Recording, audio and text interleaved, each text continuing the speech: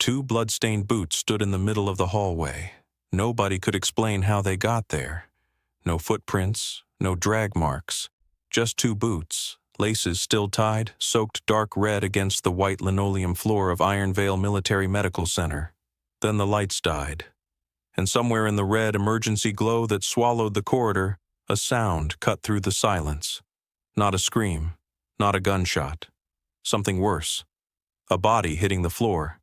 By the time anyone understood what was happening, the quiet nurse everyone had spent 8 months ignoring was already the only thing standing between 43 wounded soldiers and a kill team that had trained for exactly this moment. Her name was Sable Reeves, and tonight everyone was going to learn exactly who she was. The first thing most people noticed about Sable Reeves was how easy she was to ignore. That wasn't an accident. She was 31 years old, 5'6", and moved through the wards of Iron Vale Military Medical Center the way background noise moves through a crowded room, present, constant, and completely unremarkable. Dark hair pulled back tight, no jewelry, a measured, low voice that never demanded attention.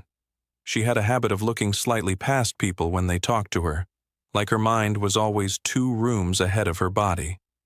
The soldiers called her Ghost, not because they respected her, because she barely registered. Iron Vale sat 11 miles outside Crestmore, wedged between a decommissioned ammunition depot and a stretch of pine forest that turned black in winter. It was not a prestigious posting. 87 beds, 2 operating rooms, a pharmacy wing, a staff of 41 that was perpetually understaffed and perpetually exhausted. Sable had been here 8 months. In those 8 months, she had been spoken over in team briefings, had her chart notes corrected by a physician who never actually read them, and had been assigned the lowest priority patients on the ward, the ones stable enough that nobody worried about them and therefore nobody checked on them.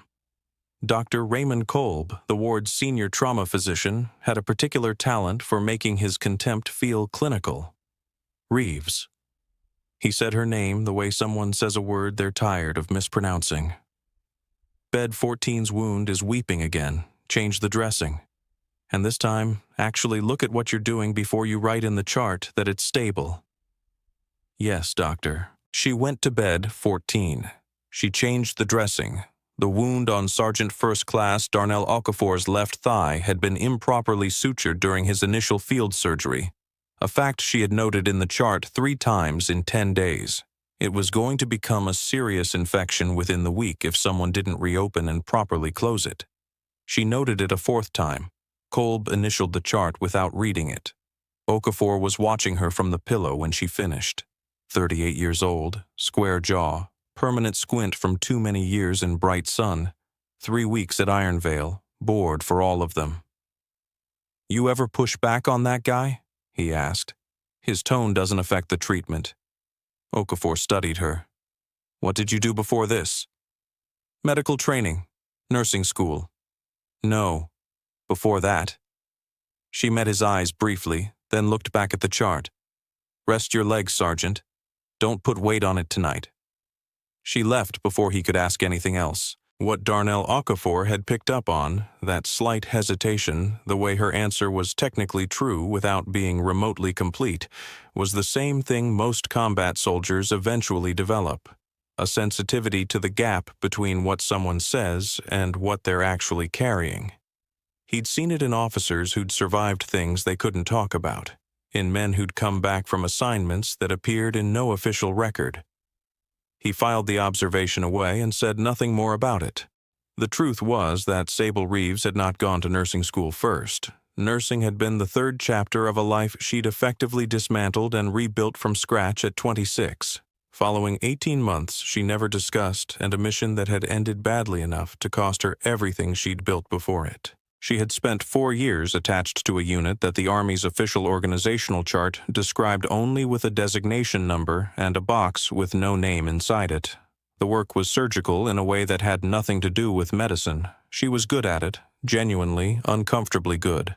And that skill had taken her to 6 countries and put her in rooms where decisions were made that nobody outside those rooms ever heard about. Then came the operation outside a city she wasn't supposed to be in. A timeline that was supposed to work and didn't. 3 people who were supposed to make it back and didn't. Sable standing in a field at 4 in the morning with a choice that had no good option on either side. She made the choice. She came home. She resigned. 8 weeks in a hospital of a different kind. Then she rebuilt herself slowly, deliberately, with the specific intention of doing something that saved lives instead of ending them. Nursing certification. A placement request for the least prestigious posting available because she didn't want recognition and she didn't want to be around people who knew her name. Iron Vale had been perfect. Most days it still was. The evening of November 14th started wrong. She felt it before she could name it. A tightness in the air, the kind that doesn't register as a specific thing but settles into the back of the neck and doesn't leave. She'd learned to trust that feeling a long time ago. She was restocking the medication cabinet near the nurse's station when the main entrance opened and the temperature of the entire room changed. 4 men came in, civilian clothes, dark jackets, tactical pants that someone had tried to make look casual, moving with the deliberate, weight-forward posture of men trained to cross doorways like they already own what's on the other side. 2 of them flanked a gurney being pushed by a 5th person, a younger man in a hospital administrator's windbreaker who looked like he was trying very hard not to appear frightened. On the gurney was a man in his 50s, handcuffed to the rail with a gunshot wound to his upper left chest and a bandaged right hand. Eyes open and tracking, lips pressed together with the tightness of someone in serious pain, determined not to show it. The lead agent, tall, gray-templed, federal ID clipped to his lapel, didn't stop at the front desk. He walked directly toward the ward supervisor's station. Agent Decker, DIA. We have authorization to transfer a material witness into medical custody pending a classified debrief. We need a private room, a trauma nurse, and everybody else to stay exactly where they are. Sable watched from 20 feet away. She watched the agents position themselves, 2 at the entrance, 1 with the gurney, 1 moving to the window. She watched the wounded man's breathing, shallow on the left side in a way that suggested the chest wound was closer to the lung than the field dressing indicated. She watched Decker's eyes tracking his phone with the tight, controlled focus of someone monitoring a clock. Dr. Kolb appeared before the ward supervisor finished her call. "This is a medical facility," he said. "Not an interrogation room. Whatever interagency theater you're staging, you will follow my protocols or you will leave." And then Hospital Director Gerald Finch arrived. Pressed shirt, arrived too quickly, face a specific shade that Sable recognized not as worry, but as something else entirely. "Dr. Kolb," Finch said carefully, "these men have proper authorization. We're going to accommodate their request." The silence lasted 3 seconds. "Fine." Kolb turned and found Sable looking at him. "You're on patient rounds. Stay out of this and do your job." "The patient on the gurney has a compromised chest wound," Sable said.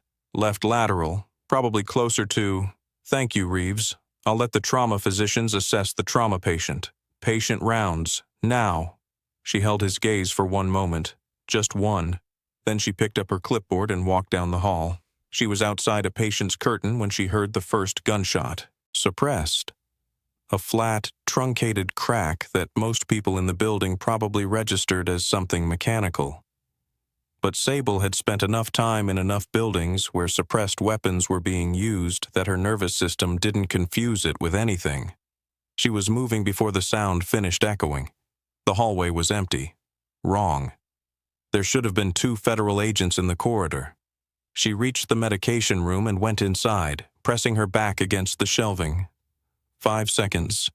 She gave herself exactly 5 seconds to let the adrenaline metabolize into something she could use instead of something that would make her hands shake. She had learned this in a farmhouse outside a city she wasn't supposed to be in, that the first 10 seconds of a crisis were when people made the decisions that got them killed. She looked through the medication room's small internal window. A man in tactical gear moved low and fast along the far wall past the nurse's station toward the private rooms at the end of the hall. Not one of Decker's agents. The gear was wrong. The posture was wrong. Decker's people had moved like government. Straight lines, credentials, protocols. This man moved like someone who had trained specifically to do what he was doing in exactly this kind of environment. Private, hired, here for the man on the gurney. which meant at least one person who should have stopped this had instead made sure it could happen. She looked at the shelves around her. Narcotics in the locked cabinet, her keycard on the lanyard around her neck, general supplies on open shelves, gauze, tape, saline bags, syringes, 2 laryngoscopes in their metal cases, trauma shears. She picked up the trauma shears. She picked up one of the laryngoscope cases, solid, dense, heavy enough to matter. She unlocked the narcotics cabinet, looked at what was inside, and made a choice she had spent 5 years hoping she would never have to make again. Then she opened the medication room door and stepped back into the red. She moved through the building using knowledge she'd accumulated not through professional preparation, but through the habit of a mind that never fully turned off.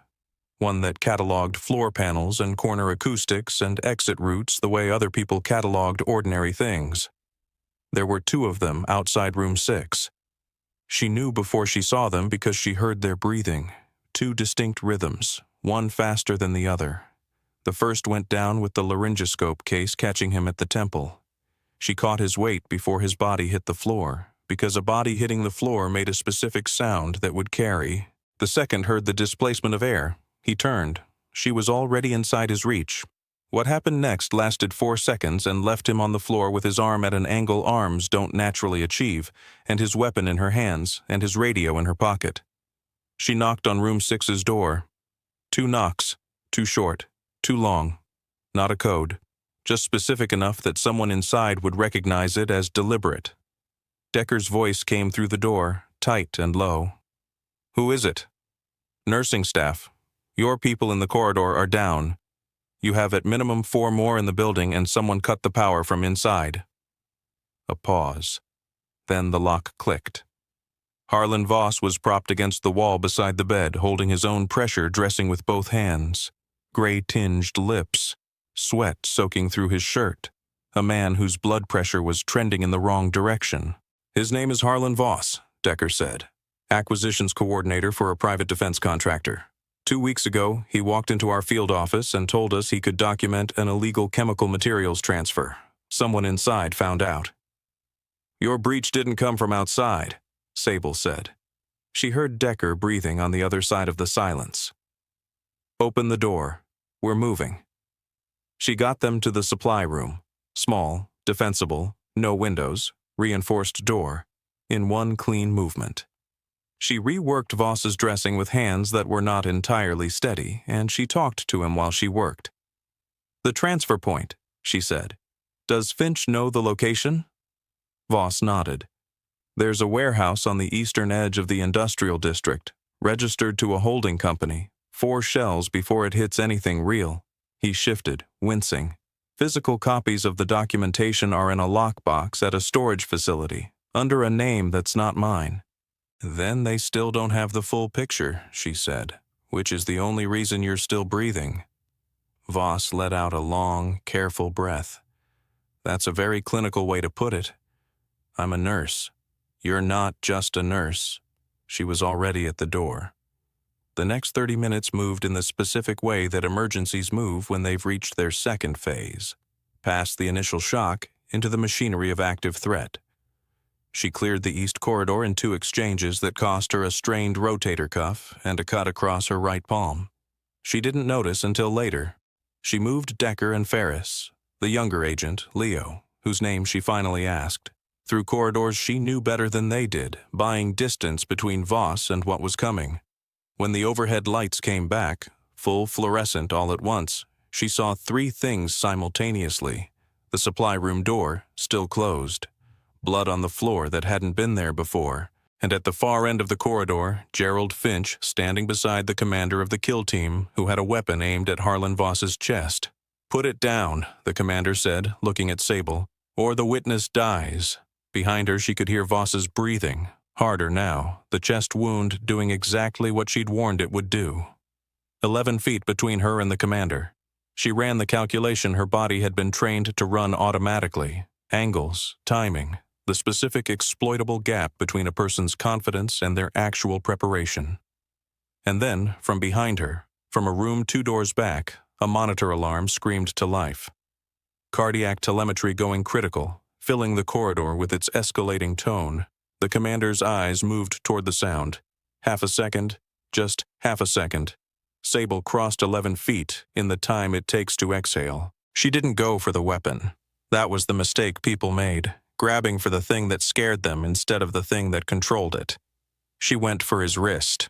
Both hands, her whole body weight rotating behind the motion, the way a door rotates on its hinge. The gun went up, then sideways, then it was on the floor. She was already inside his guard. He went down hard against the corridor wall. She put her knee into the point where his shoulder met his neck and held it there with a pressure that communicated very clearly what the next decision needed to be. "Don't," she said. Just that. The tension went out of him. They found all 6. The QRF arrived 18 minutes later, helicopters coming down over the pine forest with the controlled aggression of men briefed on incomplete information and prepared for the worst version of what they'd find. They found less worst than expected. 5 mercenaries secured in various parts of the building. Voss in the supply room, conscious and stable. Decker and Ferris with IDs out and hands visible. And Sable in Darnell Okafor's room, rehanging his IV and writing a note in his chart about the wound temperature and the need for emergency resuturing, because the document needed to exist regardless of what else had happened tonight and because Kolb was going to have to actually read it now. QRF Commander Captain Elias Brandt came into the room, assessed the scene in 4 seconds, and looked at Sable. "You were here during the breach?" "I work here." "And you—" He gestured at the corridor, meaning everything that was now in various states of secured. There were patients in the building. Brandt was quiet for a moment, the particular quiet of a man revising an initial read in real time. "I'm going to need a full statement. After I've checked on the rest of the ward." He looked at her the way nobody in this building had looked at her in 8 months. She didn't acknowledge it. She pulled off her gloves and walked out of the room. In the communications room, she found Kolb. He was holding his phone in the way of someone who had just finished sending something and was watching the room to see whether it was received in time. His eyes moved to Finch in custody. Then they moved to her. In the half-second before he reassembled his expression into the neutral professional face he wore like armor, she saw it clearly. She had been looking for one person inside Ironvale who had made this possible. One person who knew which corridor junction was the choke point, which stairwell access was fastest, how many nurses were on overnight shift, someone who walked these halls every day, someone whose initials were on every chart she'd corrected. She got her foot in the door before the latch caught. Reeves. His voice had the steadiness of a man who had spent decades controlling rooms with it. "This area is restricted during an active security incident." "Sit down, doctor." He didn't sit. "I don't take orders from nursing staff." She looked at the phone in his hand. "Whoever you just contacted. The QRF brought a mobile communications unit. It's in the parking lot. Every outgoing signal from this building in the last 40 minutes has been logged. The timestamp on your message will match the timeline of the breach." She pulled out the chair across from him. Sat down. Not aggressive, tired. "Sit down, Raymond." She had never used his first name. Something about it, just that, made him sit. He sat the way men sit when a decision they've been holding up for a long time finally gets too heavy. He put the phone on the desk. His hands were not steady. "How long?" she asked. He didn't pretend not to understand. 2 years. The investigation that followed moved the way large operations move. Not in the dramatic way, but in the grinding procedural way of parallel work that only connects into a coherent picture from the outside. The materials intercept happened at hour 19. The shipment was there, exactly where Voss's documentation said it would be. At hour 23, Malcolm Price, Deputy Undersecretary for Defense Material and Acquisition, the network's institutional cover for 6 years, was in a Pentagon meeting when 2 federal agents appeared at the conference room door and waited with the immovable patience of people who are not going to be told to come back later. He looked at the documentation they presented with the face of a man calculating how many walls remain between information and consequence. The answer was 0. Gerald Finch flipped at hour 28. Kolb declined his cooperation offer, held out 9 more hours, then accepted a version that gave him significantly less than the original. Consistent with a man who had spent his career as the most important person in the room and could not fully accept that the room had changed, the Oversight Committee convened 3 days later. Sable sat at the table with her hands flat on the surface and told them everything. Linear, precise, without editorializing. She described what she observed, what she assessed, and what she did in response. When she got to the part about what she'd learned about who had arranged her posting at Ironvale, she told them that too. All of it. Because some things belonged in the record, and this was one of them. When she finished, Senior Investigator Petrovance set down her pen. Your conduct at Ironvale Military Medical Center on the night of November 14th will be formally commended in the committee's report. I was doing my job. You were doing 3 people's jobs simultaneously. The patients needed someone, Sable said. I was there. The formal consequences came in waves. Malcolm Price was indicted on 11 counts. His legal team filed 4 motions in the first 2 weeks. 3 were denied. He resigned the day before the indictment was unsealed, which his lawyers called a voluntary transition, and which 3 major newspapers called a man who knew what was coming and chose the form of his exit. Gerald Finch lost his hospital directorship, his medical license, and whatever remained of the reputation he'd spent 20 years assembling. Raymond Kolb's license was suspended pending a medical board review that concluded exactly the way the evidence suggested it should. The review's findings were a matter of public record. Harlan Voss gave full testimony. His documentation became the structural center of 3 simultaneous federal prosecutions. He was not a hero. He was a man who had been complicit in something wrong for years before deciding he couldn't hold it anymore. The investigators documented that as what it was. 3 months after the raid, Sable sat in an ordinary Thursday morning staff briefing. The new interim director was Dr. Sylvia Marsh, brought in from a VA hospital, ran meetings with the brisk efficiency of someone who treated administrative time as a resource to be spent carefully. She introduced 2 new physicians, updated ward assignments, addressed the equipment backlog, and then looked around the table. I want to be clear about something. This facility has been through a serious incident. What I'm not going to do is allow it to define the culture of this ward going forward. She paused. The incident report flagged a culture of hierarchical dismissal that created blind spots in this facility's situational awareness. That ends. Clinical observations from nursing staff are recorded, reviewed, and treated as clinical information. Full stop. After the meeting, in the hallway, Marsh fell into step beside her. The thigh infection, bed 14, you noted it 4 times. Yes. If it had gone septic. Within another 3 days. Marsh nodded. She looked straight ahead as she walked. I want you on the clinical review committee. Tuesdays. Voluntary. But the hospital pays for the hour. Sable looked at her. You've read the full report. I have. Then you know I'm not a traditional nursing placement. I know that the person who documented that thigh infection 4 times noted sepsis indicators before any physician caught them and kept 43 patients alive during a military facility breach with nothing but training and trauma shears, is a person I want on my clinical review committee. She walked away. Sable stood at the corridor junction for a moment. She thought about it. Then she turned and went to start her rounds, because her shift had begun and there were patients and the work was not going to wait. She checked on Private Torres in bed 11, hand-healed cleanly, 2 days from discharge, annoyingly cheerful in a way she found slightly exhausting and genuinely appreciated.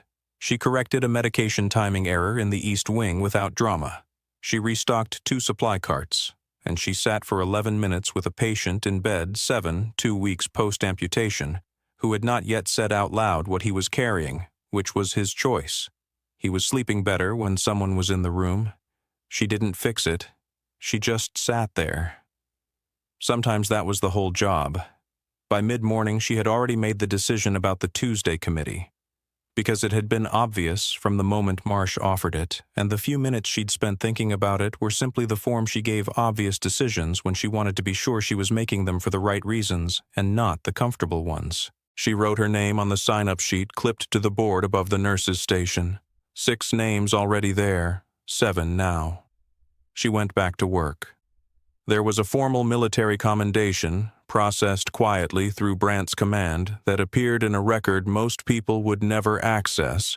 It said, in its entirety, that she had performed above the standard of duty in a situation requiring extraordinary judgment without resource to support, recognition, or authorization. She kept a copy of it folded in the inside pocket of her nursing bag, not to prove anything, not because she needed it, because of something she had learned, not on the night of November 14th, but in the years of small, unglamorous work that preceded it. In the chart notes nobody read, in the patients nobody worried about, in the briefings where her voice was spoken over before she finished a sentence. The work was real, whether it was seen or not. The IV drip was correctly calibrated, whether Kolb initialed the chart or not. The infection in Okafor's leg was real and getting worse, whether it was in the treatment plan or not. The 18-year-old who needed to call his mother, whether anyone thought it was a nursing responsibility or not. She had understood this already before the night. She had built her life around it. But the night had confirmed it in a way that was permanent and unignorable. People who do the real work and go unseen are not wasting themselves. They are simply working in the absence of an audience, which is the only condition under which most of the real work ever gets done. She had not come to Iron Vale to prove anything. She had come to do the work. She had done it. She moved through the ward the way she had always moved, quiet, steady, present. Not changed, not elevated, not made into something different by what had happened. Just seen, finally, for what she had always been. That was enough. That had always been the whole point.